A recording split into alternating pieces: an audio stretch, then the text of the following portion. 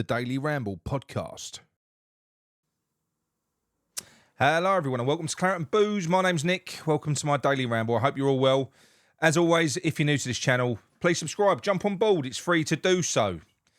And also, don't forget, the really important thing is drop a like on the video. Keeps me motivated, tells YouTube to share it around, really supports the channel. So please do like the show if you like it, even if you don't like it. You know, just helps. We're going to talk a little bit about the friendly last night that was supposed to be midnight and ended up 2 o'clock. Didn't finish till 4 in the morning. We lost 3-1 against Wolves. Going to talk about that, the teams that played, and we're going to go on to talk about the transfer window as well. So, starting off with the game last night. So, obviously, it's being played in the US. It is, you know, it's not unusual this time of year to get flash flooding and flash storms like we witnessed there last night. I mean, I think when the game was due to kick off, did you see that sort of sheet water? It was like a swimming pool on the surface. It was ridiculous. So, I thought it was going to get called off. Personally, I was worried. I was a little bit worried that the game was going to go ahead, and obviously players were going to go and play on that surface and get injured. Luckily, I think we've escaped unscathed. But it was a poor showing. It was exactly as I expected. It was a poor team. It was very much a David Moyes team, if you like. You know, it was kind of in terms of the lineup anyway. You know, you had Danny Ings, you had Soufal, you had Soucek, you had James Ward-Prowse. You know, obviously we got to see Zuma as well. Aguerd looks all right. He looked pretty decent, I thought, actually, Aguerd. And that's the second time that I've seen him play, and I thought he's looked okay. So it makes me wonder whether or not, you know, Aguerd's had a change of heart, or whether Lopetegui's interested in keeping him. I don't know. Personally, I'd be all for it. If Lopetegui thought that he could get a tune out of the player in this new setup, then why reinvent the wheel? We've already got a player there. Because the trouble is, if we sell Aguerd now, you're going to be looking at 15 million, 20 million, and it's going to cost 30 million to replace him. So if we can get a tune out of him, then do you know what? Keep him. You know, give him a go. I've got no problem with that. But the game itself was poor. I mean, the overarching stats from the game was 60% possession and 1 shot on target. Not really what we want to be seeing, is it? Let's face it. And that was a bit of individual brilliance from Kudus. Seen that before, haven't we? But again, I'm not looking at Lopetegui for this, because Lopetegui's come in with the remit of changing the style. But he's having to do so with the old players, with the players that are used to playing a different style, with the low block team. You can't just, you know, flip a switch and play a different style straight away. You can't do it. He needs players in. He does. You know, I know we've got Kilman in, but I don't think we're going to see Guilherme start the season. That's not going to happen. He's not going to start. He's going to be a player that features largely from the bench, I believe. And yeah, it's just poor. It is poor, because look, under Lopetegui, we're going to control the game an awful lot more. But we'll still have the same defensive frailties. So we'll have more of the ball. But the defensive issues that kind of scarred last season and the season before, you know, constantly hemorrhaging goals due to individual mistakes, that will still be there. So we'll still do the same thing, because those individuals are still in place. So the mistakes will still be there. Lack of creativity, that's going to be a problem. We weren't going to be creative, were we? With Soucek and James Ward-Prowse in midfield, and Freddie Potts, who's also, although I was really impressed with Freddie Potts, he was the best of the 3 midfielders. I thought substantially the best of the 3 midfielders, and that ain't me beer goggles. That's not because he's a youth player. I thought, you know, he played well, really good, sharp passing, driving with the ball as well. Soucek, you know, one of the goals was down to him, a sloppy pass, because he can't pass 5 yards. Zuma, bless him, he's got to be put out of his misery. It's actually upsetting watching him play now. He can't move. He's been a really, really good player for West Ham, considering the conditions of his body, which are ever worsening by the look of it. He's got to be let go. We've got to let him go. I understand that people can't come in until we shift off some defenders, and I understand that Zuma, maybe we're not going to be able to sell him. Who's going to buy him? He's immobile. You need to be able to move if you're a footballer, if you're a defender. He's on too much money. He's one of our highest paid players. We're probably going to have to settle up his contract. I think we're going to have to, or come to some sort of agreement with him. You can't keep him around, I don't think. I honestly don't. Not on that level of money. You know, he was a captain last year. He's obviously, I'm assuming he's not going to be the captain this year. I don't know what's going to happen on that front. But it was... Look, I'm not upset or frustrated because I weren't expecting us to win. I was expecting us to get beat. Wolves have got more of a settled team. Even though they've sold their captain to us, they've got more of a settled team and, you know, more of a settled style because they've had the manager in there longer now. It's going to take Lopetegui a while. But it's going to take him even longer if we don't get these players in because we're just wasting this pre-season. The whole idea of a pre-season is to get yourself ready for the upcoming season. It's to get players match fit. Well, we saw this a few seasons ago, didn't we? You know, where the whole pre-season was spent... Basically, we was watching players that were never going to start the Premier League. So the pre-season wasn't even for the team. It wasn't getting the team ready because the team weren't really featuring that much in pre-season. We're seeing more of the... Well, no, we're not really. I mean, Caduce's played a few games now. But I'm just at a bit of a loss of what Lopetegui's expected to do. You could see he was visibly angry in that second half. He was. That translated into his post-match interview as well, which was quite refreshing. I think most people are saying that at the moment. He's an honest bloke. He doesn't mince his words. He don't try and fluff anything up. I love that. You know, I think that will only go so far. If you keep on losing games, we're all gonna get the ump, aren't we? But it's nice to not have somebody gaslight and blow smoke up your arse and just basically fantasise over something that just didn't happen on the football pitch. You know, fine margins, all that crap. It weren't fine margins. It was a crap game. We were terrible. We didn't offer enough. We had one shot on target in 60 minutes and had 60% possession, as I've already said. It's not good enough. There's not enough craft in that team. There really isn't. Potentially in the starting lineup that we've all projected, well, should start with a midfield of Alvarez once he's fit, Kudus and Paqueta in the middle, then you would imagine that there will be craft. Of course there will be craft in that case. You've got direct running from Bowen on the right-hand side, whether it's Guilherme or a new left-sided attacker comes in. And heaven forbid we don't get a striker. Please, we've got to get a striker because that's the most important part. I do think that is a key component for a Lopetegui system. You've got to have that man up front. Duran, I know a lot of people are complaining about his attitude, saying, "Oh, it was a risk. It's always a risk. It's always a risk whenever you sign a player." West Ham are not at the level. We're not in Europe. This guy is potentially a superstar. I'm sorry, if he didn't have this attitude problem, we wouldn't even be in the conversation. West Ham would not be in the conversation for Duran if there weren't something wrong with him. We've got to take a risk to get a player of that level.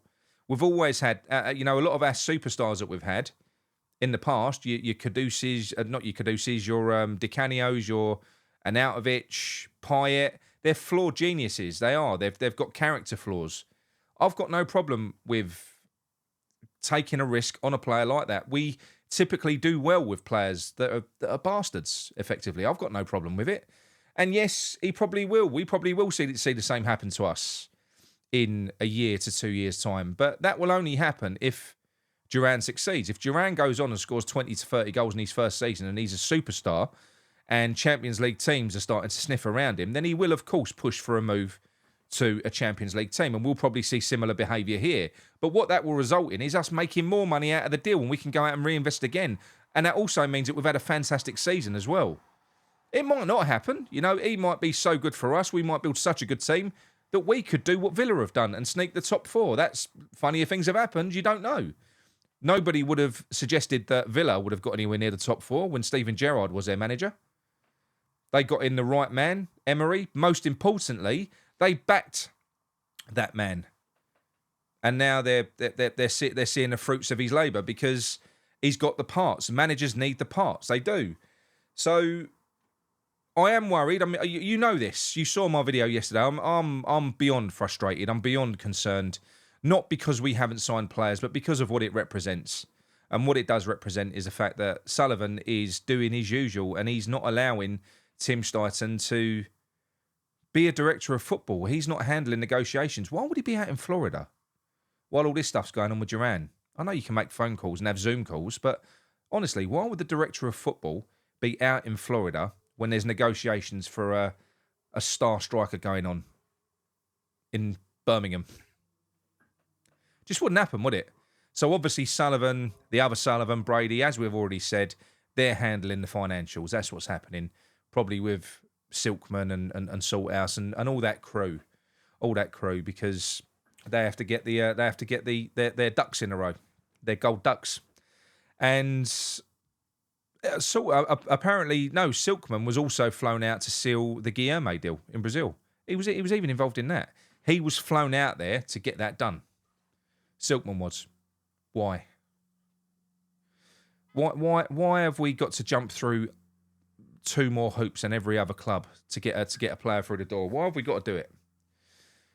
Honestly, it's really concerning. X's latest update this morning alludes to the fact that Sullivan has grown frustrated because Aston Villa will not buckle, they will not bend, they will not let us have their player for what we tell them that player is worth.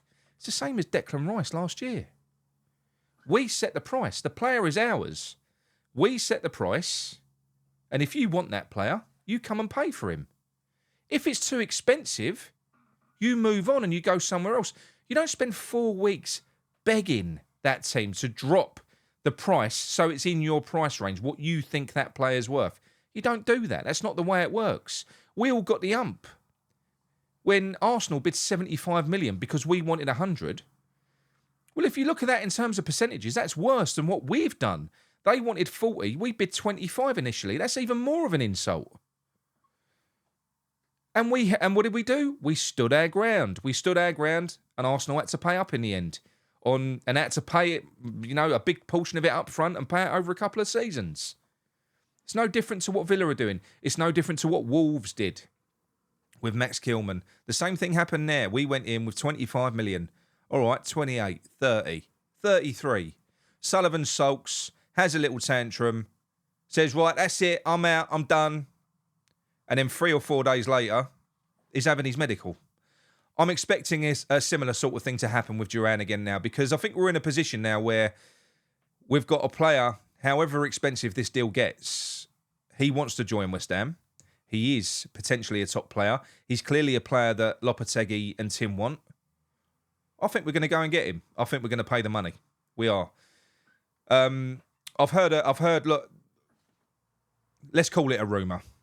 I've heard a rumour that we are going to have to pay through the nose for this player now as well. There are other teams interested, as I've already said before. There are. And from what I've been told, Villa are that annoyed with West Ham's conduct in this transaction, or in this deal so far, that we would likely have to pay more than anyone else that bid for this player. And that's why it's now 40 million plus clauses, plus a sell-on. Villa are getting bloody minded. They're of the opinion that we've encouraged Jhon Duran to misbehave, to try and force a move. Of course we have. Of course we've done that. Of course there has been correspondence via the agent to say, get him to kick up a stink. We know the type of person he is. And he's on Instagram doing crossed iron. He's doing the old the iron sign. It's good to see. We love it. It's funny. But imagine if it was us on the receiving end of that, which it probably will be in a few years' time with this player. But I don't care. I still want that player. I do.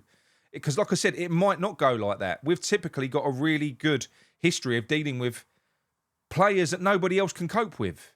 Nobody wanted Di Canio, did they, after he pushed Alcock over? Nobody wanted him. We did. We took him. We managed him. I think that we could do it. And I think that Lopetegui is a type of man that probably could manage a character like that. If he didn't think that he was capable, we wouldn't be pursuing this deal. He must believe that he can manage Duran. And if you can manage this player, you've got a player on your hands. So 40 million. Everyone's going 40 million. But no one turned air at us paying 40 million for Max Kilman. Max Kilman's a good defender. That's it. Good. This guy's potentially great. Max Kilman's as good as he's ever going to get. He's just a good player. In pre-season, Aguirre's looked like the best centre-back out of all the ones that I've seen. But this is a player that will substantially improve our team. Substantially. If he comes in, hits the ground running, and does what he did in the few minutes that he got for Aston Villa, without half the drama off the field, he will be a massive improvement. He will have a huge impact at West Ham. How is 40 million too expensive? If we're going out and bidding 30 million for him and we're telling him he's going to be our first choice striker, so we're supposed to be a top Premier League team. We've identified a player and we've told him he's going to be our number one striker, and then we're saying, but he ain't worth more than 30 million. Well, what does that say about us? What does that say about the player that we've identified? Our first choice striker isn't worth more than 30 million quid. Of course he is. The only reason that he isn't 40 or 50 million now is because he didn't get more minutes than what he did last season, because his goals to minutes ratio for Villa are as good as anyone else's. Whenever he came on, he did well. He did very well. He would be worth an awful lot more. If it weren't for his off-the-field antics, he'd be worth an awful lot more. He's kicked off there. He wants out. It happens. It does happen. You know, Scamacca's gone on from here to Atalanta. He was very good for Atalanta. He weren't useless. He's done well. He'll do well next season as well. Sometimes a player just needs to find the right manager. Haller went on from here and did very well. Apart from his health concerns that he had, you know, he would have, the sky was a limit for Haller. Top goal scorer in the Champions League. Sometimes it's just a wrong club. The player doesn't fit. So for me, I think there's still something in Duran. I know we've officially pulled out.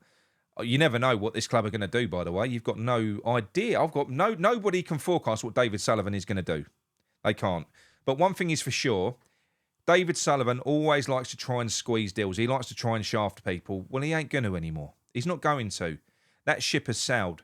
That's one of the reasons that Tim came in, because West Ham found it almost impossible to deal with agents and clubs, because Sullivan's burned almost every bridge in town. He had nowhere else to turn. So he's bringing Tim in. But the trouble is, if Sullivan starts influencing Tim to have the same impact on people that Sullivan did, Tim will also burn bridges. And he'll be about as useful as Sullivan in the long term if this carries on. Because X's update was West Ham next season. West Ham will go out next week and start drawing up, identifying a new list of targets. Well, I'm sorry, what does that say? That says that we've exhausted Tim's list? Tim, you would imagine, has been working on a list of targets for the last year. He'd done a lot of preparation coming up to the window. We've approached all those targets. What, have we burned through them? That we've now got to go out and start looking for new targets for 3 weeks before the season starts. That was the wording used. Also, another part of X's update was academy players that are featuring out in Florida. So a lot of the players that it sounds like wasting our time watching, they're going to be presented with loan deals when they come back. So what is that? Earthy? Is that Potts? Who is it? But apparently they're going to be presented with loan deals. So it's unlikely that a lot of those kids that we're seeing at the moment, they're not going to be part of the first team next year, according to that update anyway. You know, I don't know. It's very disturbing to me that James Ward-Prowse and Souček started that game. Very disturbing. It was. I'm going to try and not take too much from it, but we shall see. We'll see how it pans out. I've got a lot of faith in Lopetegui. I love the vibe that you're getting when you're watching the training videos. It looks so intense and so technical what we're trying to do. But then again, you do need that. If you're trying to control a game, training does need to be more technically based. And that's obviously what they're working on. But like I said to you, you can't just flip a switch and turn into Man City. You can't. You need the personnel and you need the coach. We've got the coach. The coach needs backing. He does. If he doesn't, then next season ain't going to go well. It's not. Very worried. I'm not going to stop being worried until West Ham absolutely prove me wrong and they go out and they get Duran and they get a defender and they get that right back. Aaron Wan-Bissaka, I hope. Because apparently that deal's been dropped down now. So it was 15 million. It's been dropped down to 10. So Aaron Wan-Bissaka for 10 million. If that's true, that should be done. If they've offered us Aaron Wan-Bissaka for 10 million, there should be no talks. Just sign it, get it done, because there'll be other clubs interested in that player. He's a brilliant defensive right back. He's fantastic. So absolutely, we should be looking at getting that deal done. So if that doesn't happen in the next few days, then you can only imagine that what was reported about Aaron Wan-Bissaka probably turns out to be true, and that is that Aaron Wan-Bissaka doesn't want the move to West Ham. Because if he wants to move to West Ham, then surely it will just get done. A player of that quality, even for 15 million, that's cheap. Really cheap. So, yeah, look, that's it from me. We are going to be back later on tonight. The Sunday night show is back. So we're back from 8 p.m. 8 p.m. tonight. It's going to be me, Virgil, Mickey, and possibly Jay as well. I just haven't spoken to Jay yet. So there's going to be 4 of us on later on. So join us for a chinwag. We're going to talk about all things West Ham. All right, speak to you all soon. Come on, you irons.